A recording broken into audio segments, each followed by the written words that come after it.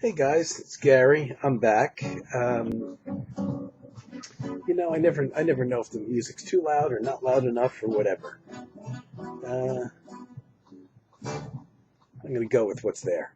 Um, Today I thought I've been away a while, with the exception of the VCLT videos that I did, and I hope today that you won't mind a very boring, very unprepared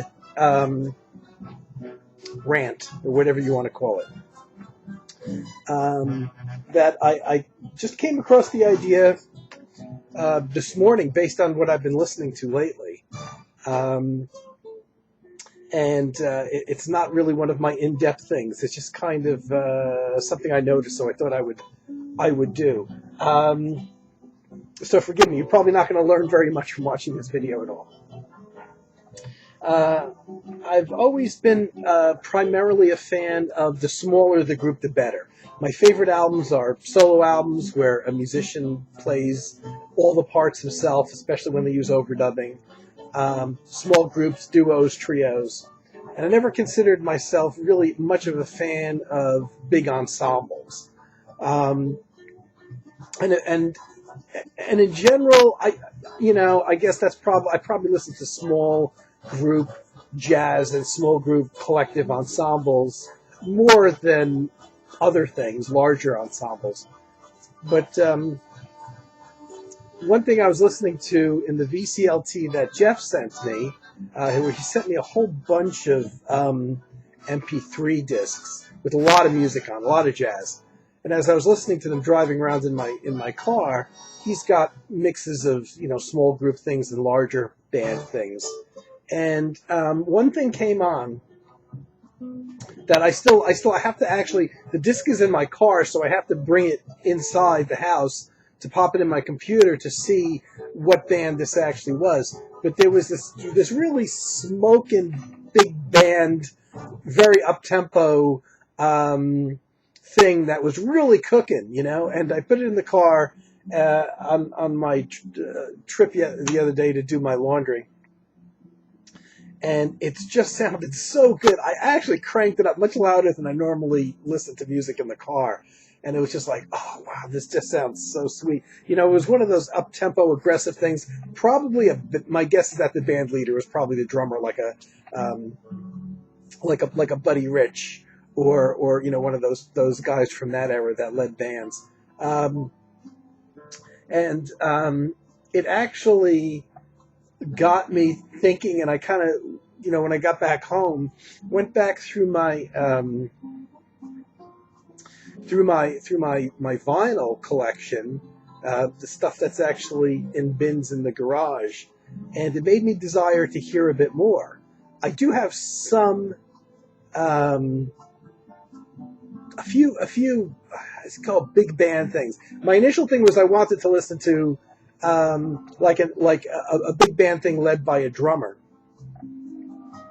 So I have, and there's been no shortage of drummers, and the guy whose name I'm trying to think of besides Buddy Rich, his name escapes me now. Louie Bellson. Louie Bellson had, who's probably my favorite in that genre. When I saw, he lived quite a bit longer than Buddy Rich did. Buddy Rich passed in '87. But Louie Bellson kept going, and they're pretty much from the same generation. They had the same, type of approach to music. They were drummers leading big bands or bigger ensembles, at least eight pieces or so. And Louie Bellson lived to 2009. And to me, he was, a lot of people cite Buddy Rich. I cite Louie Bellson. I've seen Louie Bellson when I wasn't even necessarily a fan of that kind of music on a PBS special. And he was quite old at the time. I was already into jazz, but I wasn't quite into the swingy big band type of thing.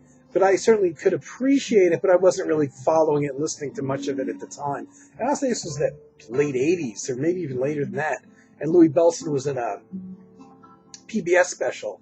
and played a drum solo that just knocked my socks off. And I'd seen Buddy Rich. Buddy Rich was all over TV when I was growing up because Buddy Rich was very active in the 70s. He used to be on Johnny Carson's Tonight Show a lot. Back then, you didn't have all the TV channels that you've got now, and there were no late night programs. Johnny Carson was it, and he had an ongoing friendship with Buddy Rich. So Buddy Rich made a lot of appearances on The Tonight Show, especially in the 70s, that I caught. And he would always play. So I always got to see, a bit of the big band thing, So when I think of big band swing music, that carried over past the 50s into the 60s and 70s and 80s, I think of Louie Bellson, I think of Buddy Rich. So when I refer to big band music, or swing jazz or stuff like that, it's kind of in that context. Well, I had heard this one track that was cooking, and I want to say it could have been a Buddy Rich track. That was on the MP3 jazz disc that Jeff sent me, and it sent me running back to my vinyl eventually when I got home. Hold on, guys. I got a bunch of stuff here.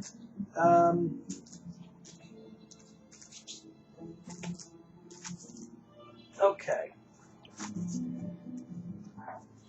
I do have one Buddy Rich CD. I don't remember when I bought this, but it was quite a long time ago. But apart from whenever I got it, and I probably only bought it because it was relatively inexpensive at the time, but this had to be at least 10 years ago or more. Apart from that one CD, I have a handful of Buddy Rich albums that I have not listened to since I bought them.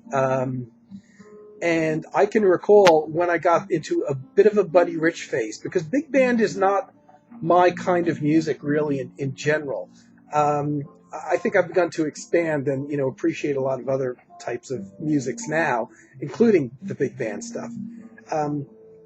But it seems like the only time I essentially go to it is when I have a lot of free time on my hands. And I know exactly when I bought my Buddy Rich albums, which are albums.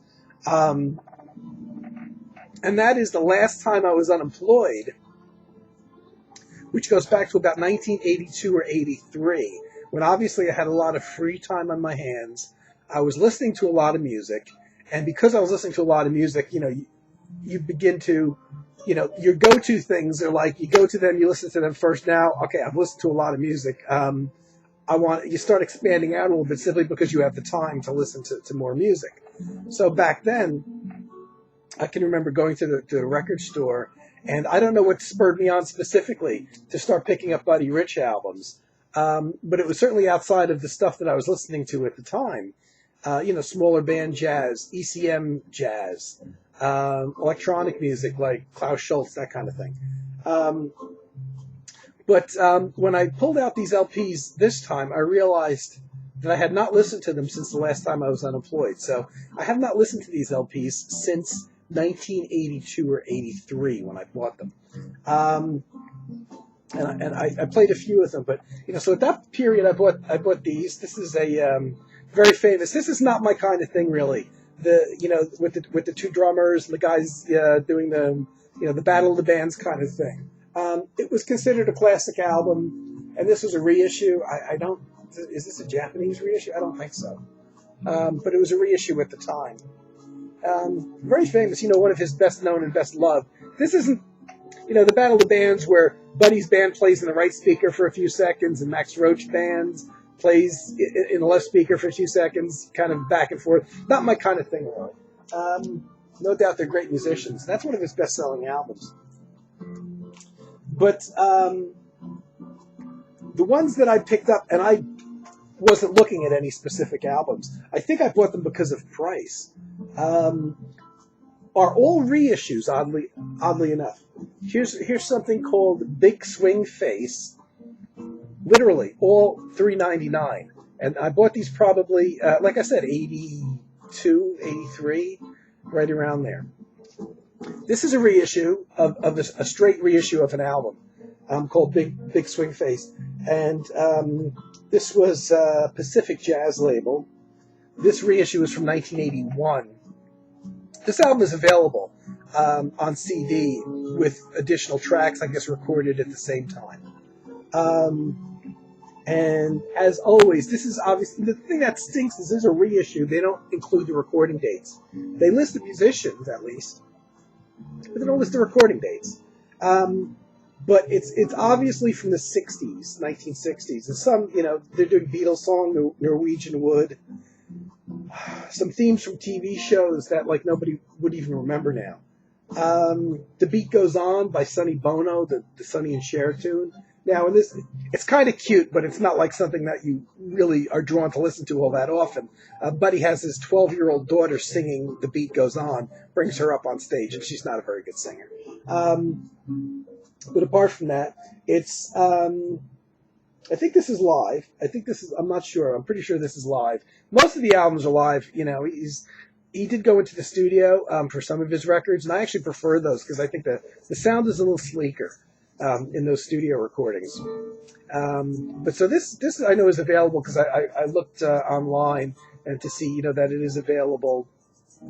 Kind of dated. I gotta admit, it's a little dated sounding, but a lot of those things with horn arrangements. For me, when I hear certain horn arrangements in a big band jazzy context, it very much recalls the 50s and 60s. Here's another one called Swingin' New Band. Another one on Pacific. It's the same album cover. Another 1981 re-release of an older album where once again they list the musicians, but they don't list the recording dates. But they do a pop song, Uptight, Everything's Alright, which you'd have to be as old as me to know. But it's definitely a 60s song. And my thing is, I'm thinking this is probably a current song at the time. And jazz things, the West Side Story medley, which is one of the things Buddy Rich was known for. I didn't play these yet. But what I did play are the ones from the 70s, which are much more interesting to me. And again, I like these covers, and I like the price. $3.99 new. I bought this. Here's one called Drummer's Drummer, which you won't find listed in a discography of his. And another one, the same record company, and I like the covers of these, the artwork of Buddy playing, called Mr. Drums. Another one you won't find in his discography. These are on Pickwick International. Pickwick was not a record label. They released albums, but they mostly seems like released reissues. And again, there's not much information on these. I don't know if I knew this at the time when I bought them. I don't think I did. With very, very small print on here that says this recording has been previously released. It says that on Drummer's Drummer, and it says these recordings have been previously released on Mr. Drum. So slight change in syntax there. What they kind of don't seem to mention is were they released under these names? Were they released, and it's weird because even though it's a completely different record company than the ones that I previously showed from the 60s, they, with liner notes, and they list the band members, they don't list the specific dates of recording, but in the liner notes, they do mention that the Drummer's Drummer album has one side that was recorded late in 73. That's as specific as they get. And the second side was recorded after Buddy opened his own nightclub in New York City in 1974. So I guess that means the recordings were made in 74.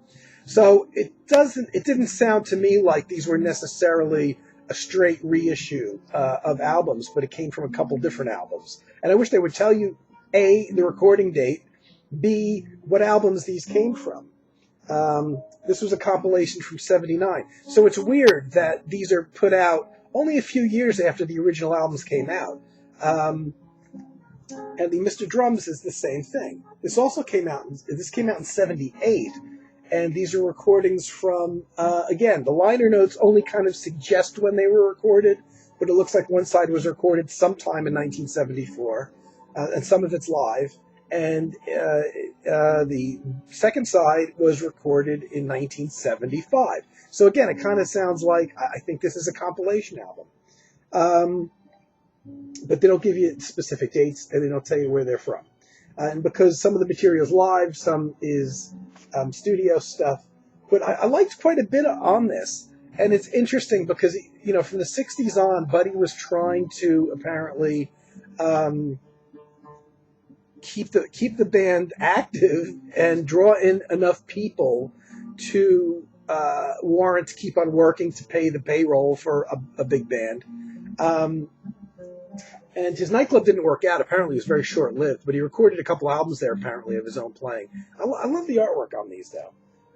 I hate the fact that I had to go. I spent the weekend on the internet trying to figure out what albums these were drawn from, because the albums themselves aren't listed anywhere in his discography. This Mr. Drums and Different Drummer. So obviously, they're not the original format that these sessions came out in. And I found about 4 albums recorded between 73 and 75 that it seems like all this material came from. And those albums are in print as CDs for the most part. And I did buy one of them, I must admit, because there's really, really good stuff.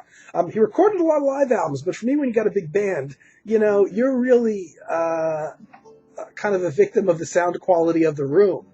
And the horns sometimes can be a bit too trebly, too thin, too blaring.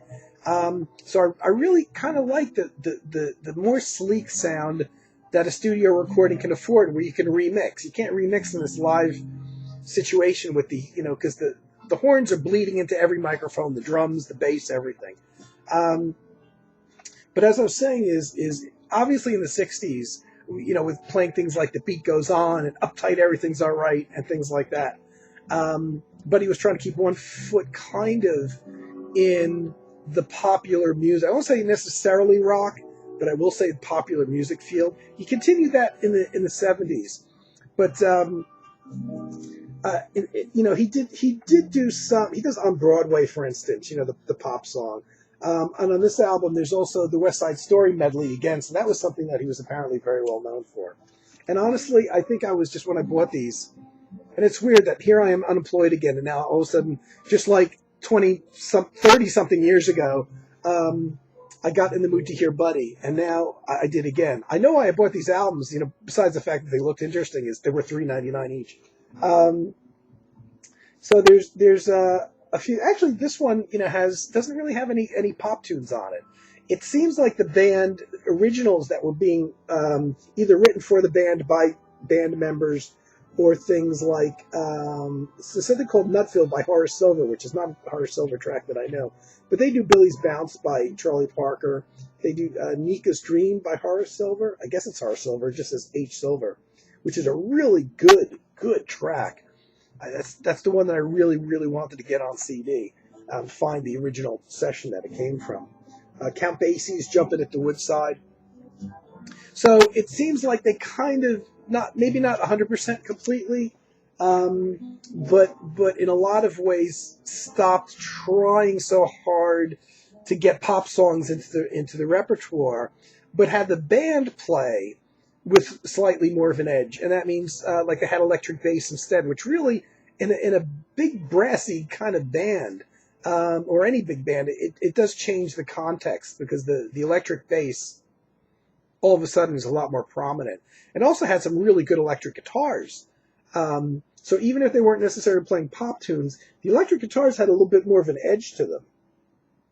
And it works for me. It kind of likes it. There's somebody else who it worked for, because in a lot of cases with these jazz guys, it really stinks of sellout. I'm trying to get a wider audience, and it really kind of clashes when they try to either do pop songs or put the pop element in there, or just adopt more rockish kind of overtones within the context of the music.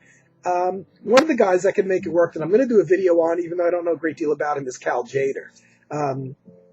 Who in the 70s did the same thing. He started incorporating electric bass, electric keyboards, electric guitar into his band, but it worked. It really worked.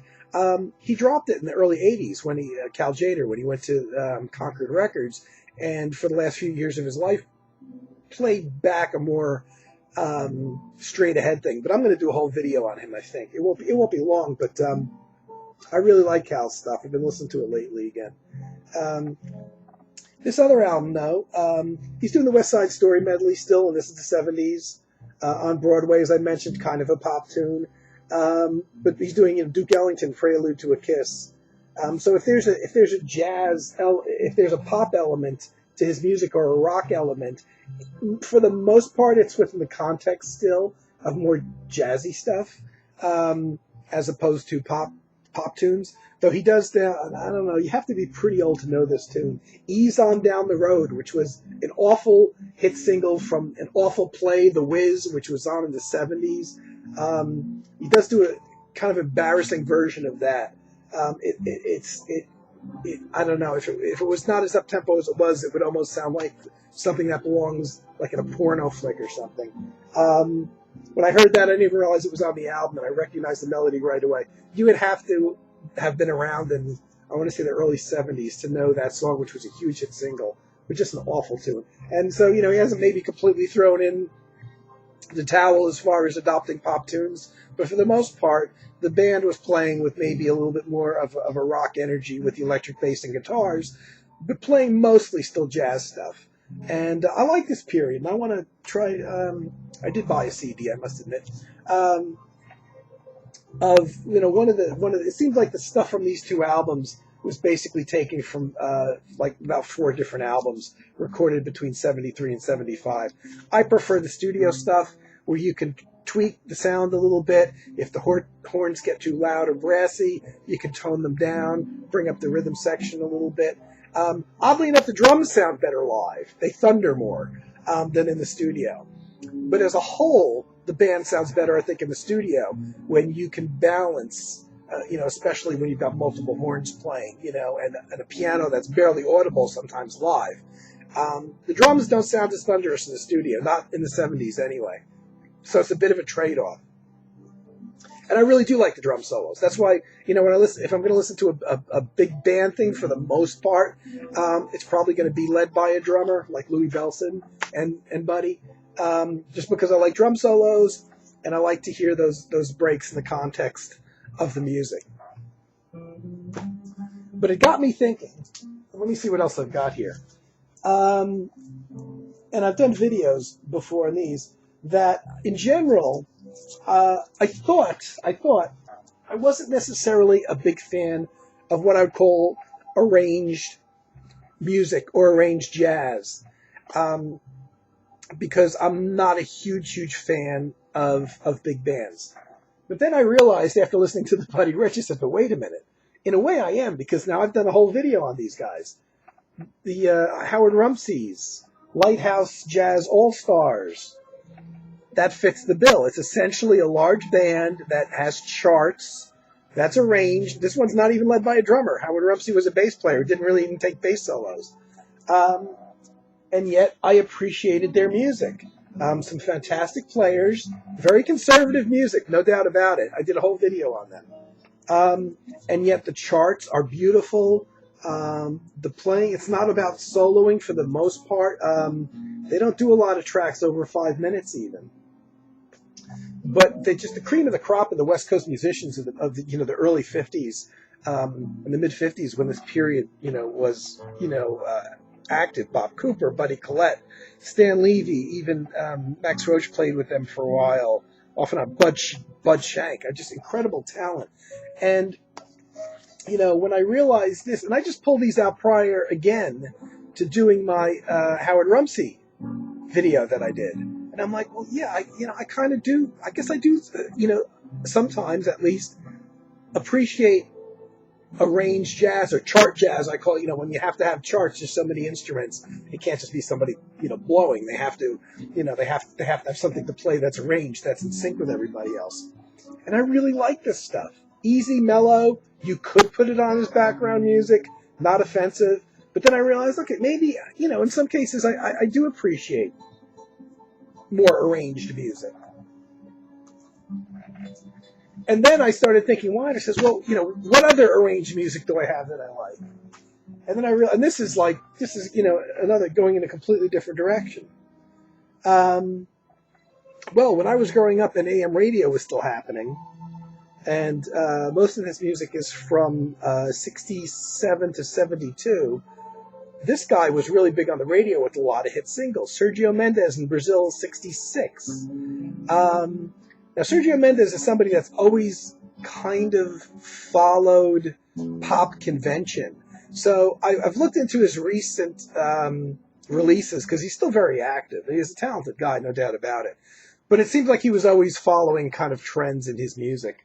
And he lost me in the late 70s when he started doing disco albums and, increasingly vocal music. And in recent years, he's been doing a rap on his albums and things like that. So he's somebody that, he's always kind of chasing that pop aesthetic. Where it worked, though, is, and this is, I remember when this album came out, this is a best of album that was originally a 2-record set of a whole bunch of his hit singles, which is actually better in this version because it's expanded and there's much more music on here. But really good stuff. What do I like about it? The arrangements are incredible. The Fool on the Hill, which is the first thing I always think of when I think of Sergio Mendes, has such just a beautiful arrangement. The voices almost work as an instrument, a lot of vocal tunes. There's some instrumentals, and I really, really dig the instrumentals that he did at this time, late 60s, early 70s, prior to his disco thing.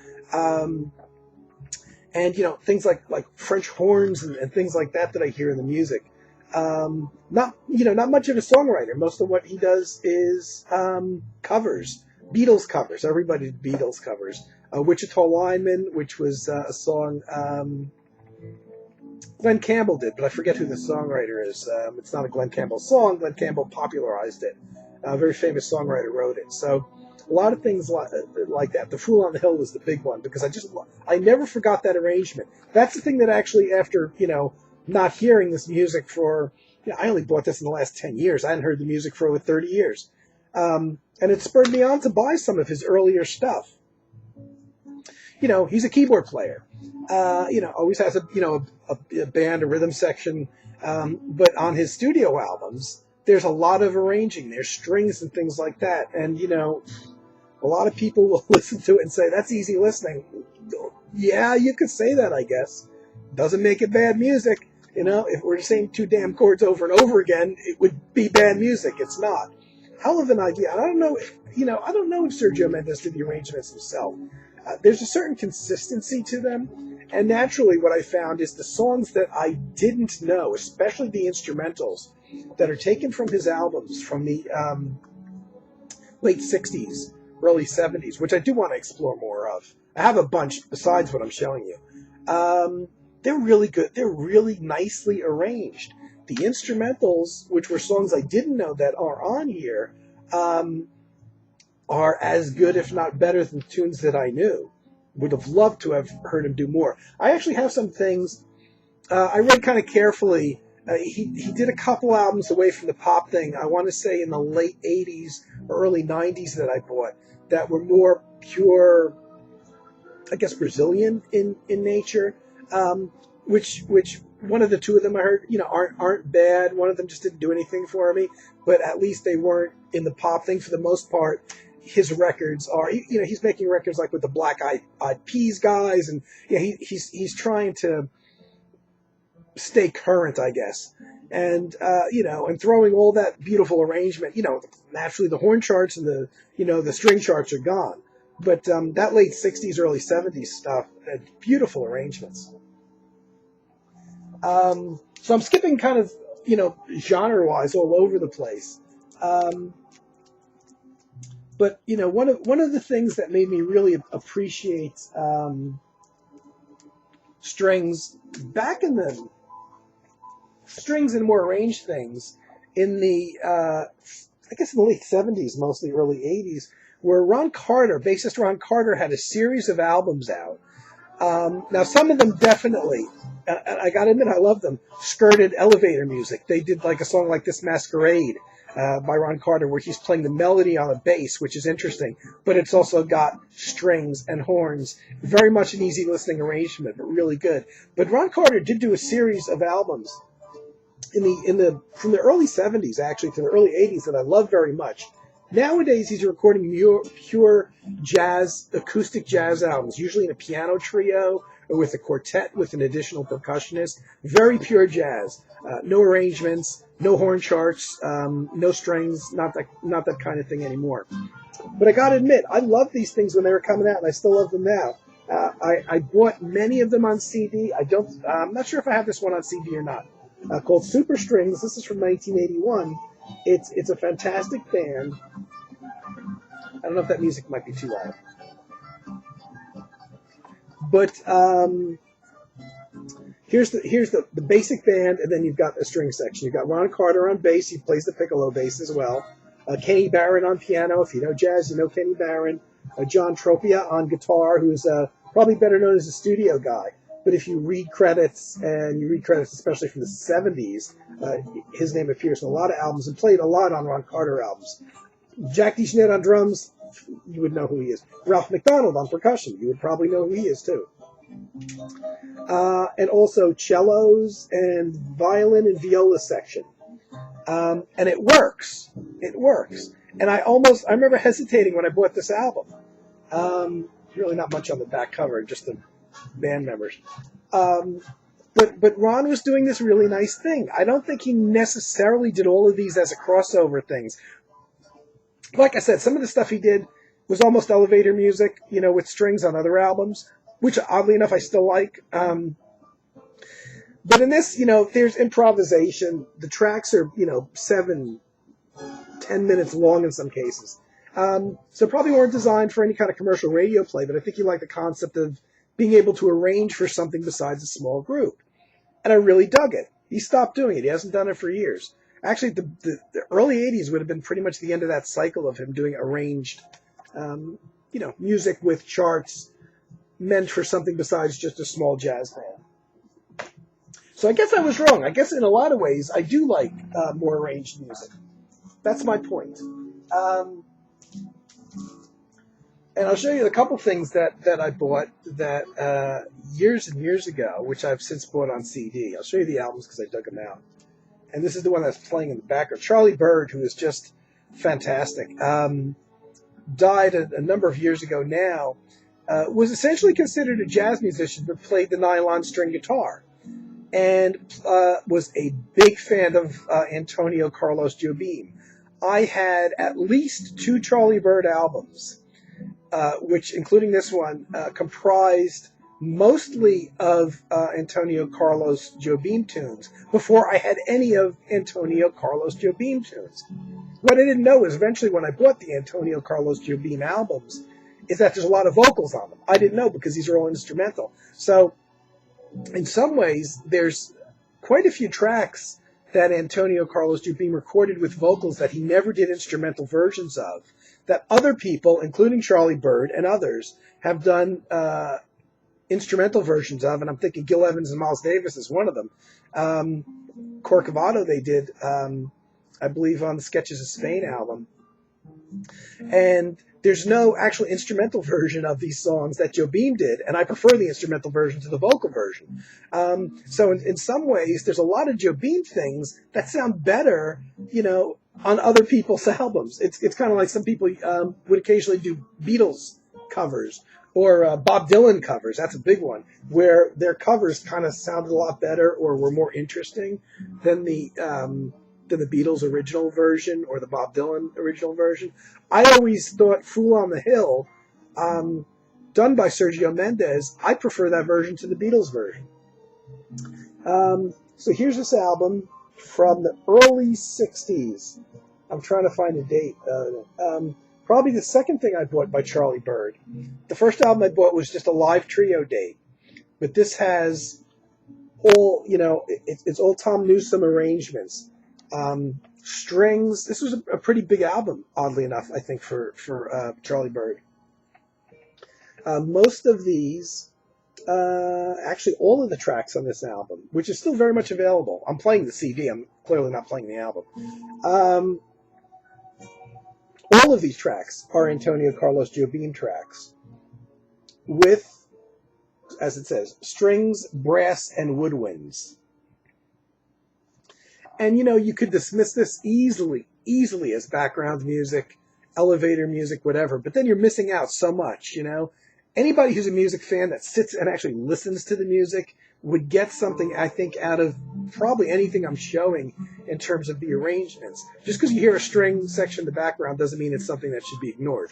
Or a horn chart or something like that. And I just realized, you know, all of a sudden now in the last few months, I've been listening to a whole bunch of this kind of stuff, you know, things with arrangements, and really appreciating the art of the arranger. I have one guy, Don Sebesky, who's my favorite arranger of all time. He just seems to do everything right all the time. Every once in a while, somebody can get carried away because they've got a horn section. Somebody writes this blaring things for horns that it is a bit too pompous or doesn't really fit the music. To me, Don Sebesky never did that, and Don Sebesky did mostly arrangements for other people, but he's got a series of his own albums out, but he doesn't have a lot of albums out of his own. So his work is kind of sprinkled ever since at least the 60s throughout other people's albums. And here's how I became a Don Sebesky fan. Wes Montgomery's Bumpin'. Now there's a whole bunch, there's at least 3 or 4 record companies that Wes recorded for. Last one was A&M Records, where he passed away while he was recording for them. And he only got to record 3 albums. The 3 albums he recorded for A&M were just strictly instrumental versions of pop tunes. I can dig them because I've listened to so much Wes Montgomery that anything that I haven't listened to 1,000 times is welcome to me. Now in the Verve era, which is just before he went to A&M, he did all kinds of things. Now, purists like his earlier era, I think it was Riverside Records. I have them, I just don't have any pulled out here. But he did all kinds of stuff in the Verve years. He recorded an album with strings, just guitar and strings, no real rhythm section there, and I forgot to pull that one out. It's called Fusion, but it's not a fusion in the jazz rock sense. But this was the one that really turned me around, and actually probably the first thing I ever heard where I really listened. I had bought a whole bunch of Wes Montgomery stuff, all small group things, no arrangements or anything like that. When I bought this, there's a song on here, Here's That Rainy Day, which everybody has recorded. It's the best version of the song I ever heard of, the best arrangement I've ever heard. It's just incredibly beautiful. Don Sebesky arranged it. The strings are just they're a composition in themselves. Forget about the song. So when I first bought my first version of this, I don't know how many versions of this. I thought, oh, it's got strings on. I didn't realize it. But I tell you, especially Here's That Rainy Day, which made me listen to the rest of the album. That's when I began to get an appreciation for things that were more arranged. Like I said, during the Verve years, my favorite period of Wes's stuff, he did some straight-ahead jazz albums. He did some kind of pop album. Well, he didn't do straight pop albums. He did an album called Tequila, which has that instrumental song Tequila on it. Also had a couple other pop tunes on there. Also was very highly arranged. But there was 2 or 3 pop tunes on that album. Everything else was like a jazz tune. So it wasn't really the pure pop sellout kind of stuff that he was accused of doing, especially in the A&M years. With this thing, this thing is, again, there's no pop tunes on here. There is one movie theme on here, and that's it. But it's not a pop tune. But there's not 15-minute guitar solos. The songs are more concise. But Don Sebesky's arrangements, his strings, are just absolutely fantastic. And this is what won me over to the whole idea, the whole genre of having more arranged music and having strings, woodwinds, and something besides just a small band. This is really what did it for me. And another album from the same period, made one with Jimmy Smith, and this is interesting because this is half and half. Half of the album has arrangements, for band charts, a lot of horn charts, and then there's a couple that are just like a quartet of drums, percussion, Jimmy Smith on organ, and Wes Montgomery on guitar. And so you get kind of the best of both worlds on there. Who did that? I think I want to say Oliver Nelson, I think, did the charts on this one. This is good. This is good too. So what one of the things that is one of my favorite Carla Bly album of all time fits this bill, so I thought I would show it. This is one of several albums I have by her. She's known more for having fairly large bands and doing things like social studies, which I can dig to a certain extent. Her music's very tart and very non-predictable where it's going to go, and it's really a hard listen in a lot of cases. It's honestly too harsh to put it on the background. But if you're a music fan and you tend to cue in on music that's playing, if you try to play something in the background that doesn't go where you expect it to go, it kind of distracts your attention toward the music. Not that that's a bad thing, but it's not the kind of music you want to play in the background. And she's got a lot of hard to get into albums of very sophisticated stuff. But this is, one of her big bands. This is kind of what she's known for, 8+ members, horn sections, sometimes a guitar, sometimes not. It's the kind of thing she's known for, but I got to appreciate, again, some of this. And again, brought me out of that thing is maybe everything I listen to isn't a small jazz group after all. The one album, my favorite album by her, and a lot of people yelled that it was a sellout, is Nightglow, because they say it's smooth jazz. It's not. If you listen to smooth jazz radio, they would never play this on there. And actually, it's playing in the background now. The Charlie Bird album is over. This is what's playing in the background. It's easier to swallow than the music doesn't take any too wild turns. And it's her. Let me see. I think it's a 6-piece band. 1, 2, 3, 4, 5, 6. A 6-piece band augmented, and this is where it gets different. By I want a 5-piece horn section, and those horns are charts. The horn section doesn't solo. They're all charts, all written out things. And I love this immediately upon hearing it, even though I wanted to hear a small band, because it's just so well done. Nice cover photo on the back. It's so well done. This is from the early 80s. I showed this before. 85 actually. Recorded August 85.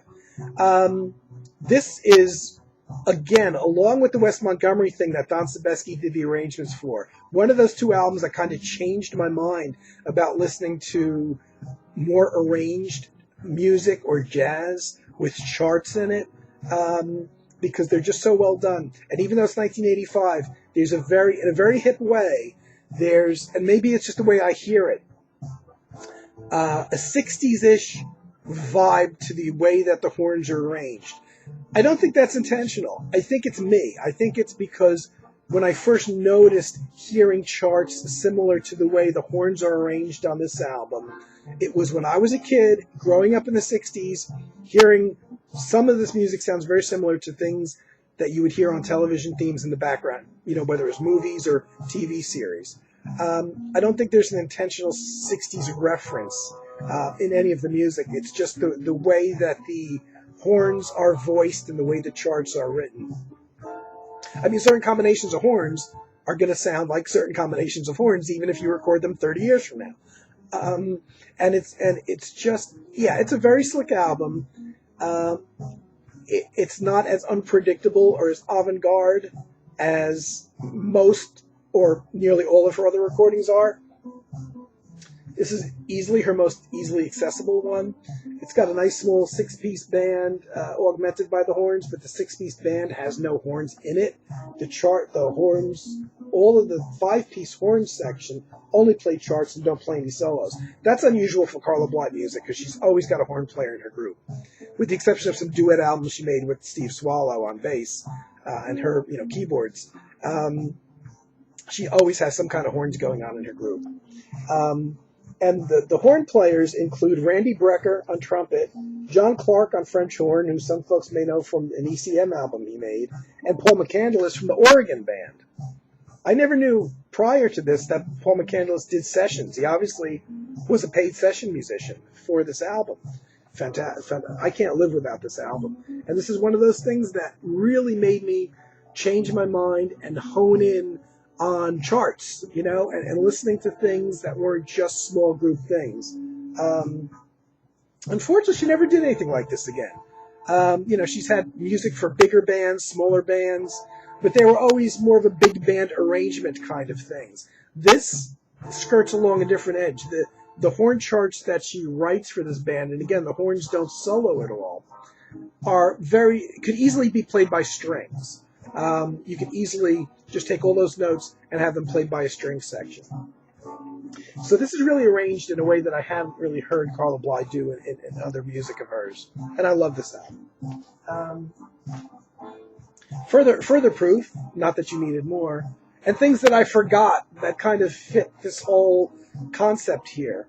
Albums that I love that I forgot kind of, these are big orchestrated, arranged things. Klaus Orgeman, considered one of the best arrangers in general. Jan Ackerman. This was a blind buy I bought when it first came out in the late 70s, early 80s. 81. Was an album of just, Jan Ackerman on guitar. No rhythm section really. And just a big ass orchestral string section sounding thing. And they do Concerto di Aranjuez on here. They do a couple things he wrote, I think, even during the Focus years, and a bunch of classical compositions, a few classical compositions. I don't have this on CD, but I will get it eventually. Really beautiful, incredible arrangement. You only need to really hear this and hear the orchestra on this to realize why Klaus Orgeman is so well thought of as an arranger. This is at least as much his album as it is Jan Ackerman's album. This is beautiful, and one of those things that, I did like that, And one of the others, and this is not as maybe left field as it may seem, one of the few things I listened to at the time, in the late 70s, very early 80s, that I enjoyed that was a larger scale thing, was this Keith Jarrett album, which, man, if you have any Keith Jarrett albums, you have to have this one, even though this is not a solo piano improvisation album by any means. Once you've heard some of the solo, improvisation albums that Keith has done, you really gotta get this. This is absolutely beautiful. A lot of folks have said this is the most beautiful thing he's ever done. Arbor-Zena, recorded in October 1975, and I love this right off the bat. Even though it's like, I don't know if I want to, it's good. It's got this whole arranged thing. I like small groups. Yeah, I was, whatever. But it's all originals, written by Keith Jarrett. It's got a basic band of Keith on piano, Charlie Hayden on bass, upright bass, and Jan Garbarek on tenor and soprano saxophones. But it's got a string orchestra. And Keith wrote the stuff for the string orchestra, which he also did on In the Light, an album, a double album, which is very, very, very interesting. One of my favorite Keith Jarrett's albums, which I forgot to pull out, was In the Light, where it's a 2-record set where he did the same thing. He wrote for string sections. He also wrote for horn sections. He wrote a track for Ralph Towner to play guitar on In the Light. But In the Light is a lot more experimental. Harder to get into, and if you're not used to it, I don't think you would like it very much. I really like In the Light, but it's one of those albums you have to be in the mood for. This one is easy. This is pure beauty, the whole thing, all of the tracks. The second side of the album is 27 minutes and 49 seconds, one piece. But it's they all have that Keith Jarrett on piano, Jan Garbarek on horns, Charlie Hayden on bass, but that string orchestra really brings it in there. Really, really just incredible. And I think most people point toward this one as being one of his iconic albums. So my point in this whole video, if there's any theme at all, is kind of the things that I do listen to when I listen to more arranged music. Music for sometimes bigger bands, sometimes swing bands, which I'm not, listening to a lot of the time. But Louie Bellson, Buddy Rich, yeah, I like that stuff. But also kind of an appreciation for things that may be dismissed by some people because of the prettiness or the syrupy or whatever you want to call it, easy listening quality of some of the things. But I think you're really missing out on a lot if you're dismissive of some of that stuff because there is so much going on in the background, and that these these strings and these horn sections really offer. Even if it is music that your parents would approve or your grandparents would approve of. So that's my thought. I just decided to do that one off the cuff today because I haven't done anything, and I just didn't really want to do I'll probably do a Cal Jader video pretty soon. And I just wanted to do something so folks had something to watch, and I hope there was some value in it for you folks. And I went on much longer than I anticipated I would. But I hope everybody's having a great week, and I will be back and see you soon.